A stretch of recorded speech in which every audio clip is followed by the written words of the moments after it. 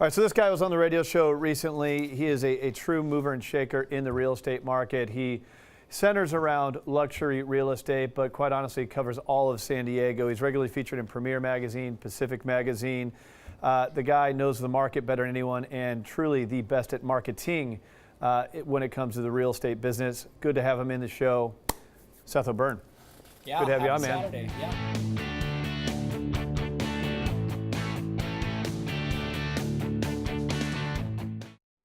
Good to have you on. Yeah, happy Saturday. All right, man. So first and foremost, you have a lot of fun in this space. Yeah. Right? We did we didn't do it. I showed up and enjoyed myself at your holiday party. So let's enlighten the audience. You did this for all your past clients. Yes, I sure did. Yeah. So we've spent a lot of time and effort in marketing and advertising and growing our small real estate business.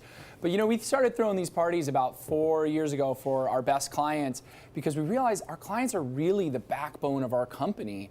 And so to have an opportunity to really enjoy with our clients that are such a huge part of our business and just kind of unwind, it's just a fun thing to do. So we had almost 1,000 people at the Hard Rock Hotel, all past clients, colleagues, people involved with the charities that we're involved with, so it was very cool. Yeah, I was in attendance. I noticed I didn't flash up on the screen. I think we should thank your marketing guy, Frank, for that. It was a lot of fun. Yeah. So it's always good to mix fun and business, right? There's a fine balance between it. Obviously, you called yourself a small company. I think a lot of your competitors would argue with that. You're controlling a lot of inventory and crushing it. Your luxury listings, it seems like I see them on Facebook all the time now, so you're doing really, really well. The market coming in the new year, first month, just about done. What say you? Yeah, I agree with JJ, what he said earlier. Interest rates invariably are going to go up at some point. And I think we all believe going into the spring, just the natural 12-month seasonal cycle, we will see values increase. And for buyers, we will see more competing buyers in the marketplace. Probably in about another 30 to 60 days, we're going to see the market start to get flooded. So I think right now is a very opportune time to be looking at real estate while rates are low and inventory is just trickling onto the market. And I think moving into late 2015, there's going to be probably more questions than answers, but right now I know it's good. Just because I'm really curious, I see all of these posts you're putting on Facebook, these multi-million-dollar listings, I mean, infinity pools, views, just unbelievable. What's happening in that market? It's strong. Everything you've seen, we've sold. So cash buyers? Some of it's cash. You'd be surprised. I had a young couple buy our listing in Fairbanks Ranch for $3.5 million. That was a gentleman who started a tech company and did very well. Huh. I have a client who bought our property on the water in Pacific Beach, and that property they closed for $2.5 million, and that buyer had lived in Boston and gone through 4 decades of winters and said, someday this is all going to pay off and I'll have something in San Diego to live in. So sure enough, they actually spent most of their adult life trying to get here. So there's a lot of interest in San Diego. So sales at that level are actually a lot more regular than you might think in other areas. Yep, so there's a market, which you're an expert at, but of anyone in real estate, like I said, there's 17,000 real estate licenses. It's also about marketing, right? Sure. As an agent, you have to get yourself out there. I mean, you're pretty much self-employed. But as a consumer that's looking to buy or sell real estate, specifically on the sell side, the goal is to market the property, get top dollar for it. Nobody better at it than you are. I wanted to take a look at one of your videos that you've recently posted on your marketing strategies. For the last few decades, real estate agents have been taking photos of properties, uploading them into the multiple listing service, and just hoping that they sell. We approach marketing from a completely different perspective. We create a theme around our clients' homes, and we create a marketing plans for how we're going to find the most probable buyer for that property. It's the concept of micro-branding that's so powerful, so that when you see a home, it's not just an address, bedrooms, bathrooms, and square footage. It's a story that you can get wrapped up in, like a good book or a great movie. It's to help make that buyer see themselves in the home.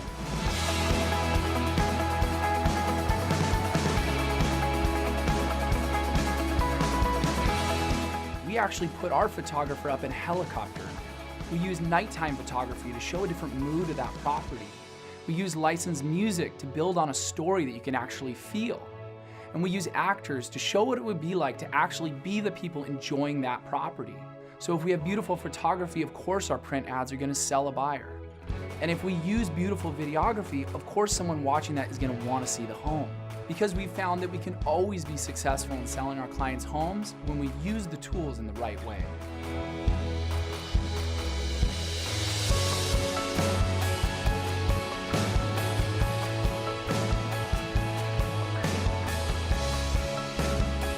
You don't need a $10 million home to benefit from this marketing. Homes under $1 million typically do even better because this kind of marketing is so unexpected, it makes it that much more powerful. And in communities where homes share many similarities, our marketing campaign can be the single deciding reason why their home sells instead of the neighbors. That buzz that we've created is not just about marketing and advertising, it's about selling homes for more money and in a shorter amount of time. We know our clients have spent years investing in their home, and out of respect, we bring the same level of dedication and energy to our marketing.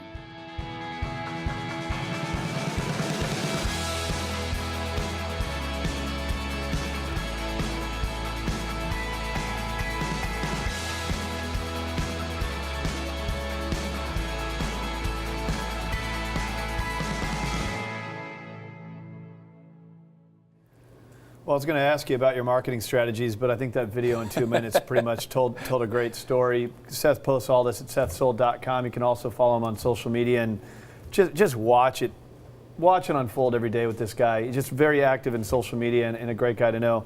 Now, that's obviously the real estate, the investment side of it. Sure. We brought in an expert as well, Pablo Palomino with Legacy APC. Look, when you buy a house, especially these luxury homes, you're going to build equity, you're going to build wealth, get tax advantages, you got to protect it. Estate planning, he's an asset on your team, so let's talk about protecting that asset. So introduce Pablo if you could. Yeah, absolutely. So Pablo and I have known each other for a long time. We're a member of a couple of professional organizations. And part of the reason why I thought it was such a great idea to bring Pablo on is because we work both sides, just like Pablo does, of family planning and real estate planning. And so we're advising our clients to set up trusts as soon as they buy homes, whether they're newly married or they have children, they're buying their first home together. And at the same time, we see it when a family member passes away, and we hope that there's a trust that's put in place to help protect them from probate. So it's such an important concept in real estate, and Pablo is such a huge player in that marketplace in San Diego. We thought it'd be great to bring him on. Yeah, and the reality is you don't even have to own real estate for it to make sense, right? Yeah. If you are going to die one day, you need an estate plan. Now, I know that probably is why people shy away from it, is just that very thought. But explain what it is so people understand. Yeah, you're absolutely right, and congratulations for tackling this topic. It's a very sensitive topic. Death is the great equalizer. It occurs to all of us. And while the estate planning process and the setting up of a trust process is simple, it's not easy because necessarily people have to confront the reality of we're not going to be here forever. So the process is very simple. It usually takes place over the course of 2-3 meetings, and over the course of a lifetime, you maintain it to make sure that your estate planning strategies are in alignment with your vision and purpose and your family goals. Oh, yeah. Wow. So I didn't know Pablo last year. I finally did my estate plan. Yeah. Right. So I have businesses. I'm not married, but I have money that I want to make sure goes to the right places, and even Buster, my dog, I want to make sure he's taken care of. I mean, it boils down to all this. Yeah. And you know what? I kind of was someone who was a little reluctant to do it. It was always something I needed to do. And I think a lot of people like me. But I got to say, when I went and did it, it wasn't it wasn't a scary thing. It wasn't something where I feared the idea of talking about death. I mean, it's just a reality. It was kind of empowering. It's a pretty neat feeling to determine what you're going to do with your assets and the things you have going on. Otherwise, correct me if I'm wrong, you're basically leaving it up to a judge. Absolutely. The probate process means that you are subjecting your hard-earned assets to the bureaucracy and the inefficiencies of the state. Avoiding probate is not difficult. You have to follow the vesting of title. Probate is a process that's designed to determine who owns real estate, but the bureaucracy is highly inefficient.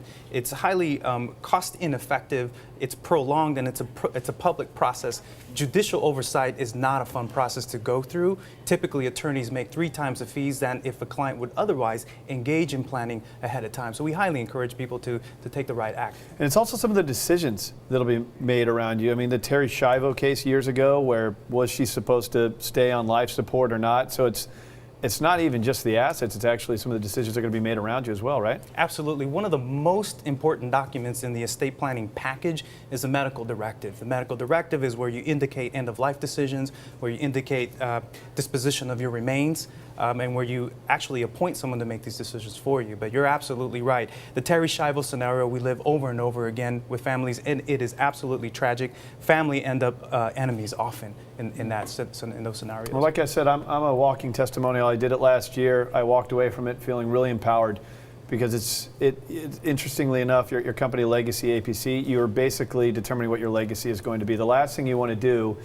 is when you pass, add that stress onto your family of having to try and argue with the judge or siblings or some of the things. I'm sure you got some horror stories that we'll save it for the radio show. But Pablo, thank you for coming in here. Seth, not just a realtor, but a resource, clearly, all he's doing for marketing, bringing guys like Pablo in to help illustrate the fact that real estate is your biggest investment. You got to protect it, some of the decisions around it, even down the road. So Seth, appreciate it. Yep, absolutely. Pablo, thanks for coming on. Thank you very much, Greg.